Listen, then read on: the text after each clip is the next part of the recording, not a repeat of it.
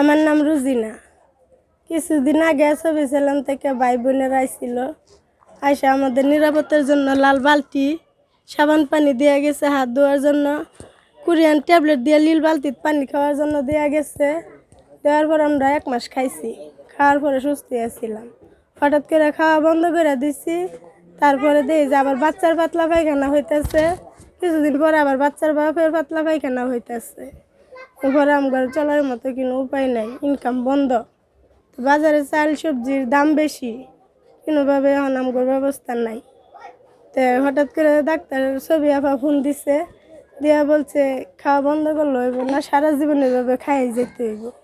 তা আমরা আবার ফুটানো পানি লইছি, পানি ফুটায় রাখছি, নীল বালতির মধ্যে, লাল বালতির মধ্যে সাবান পানি দিয়ে হাত দিয়ে আমরা সবাই সুস্থ আছি। আপনারাও সুস্থ থাকেন, আমরাও সুস্থ থাকবো।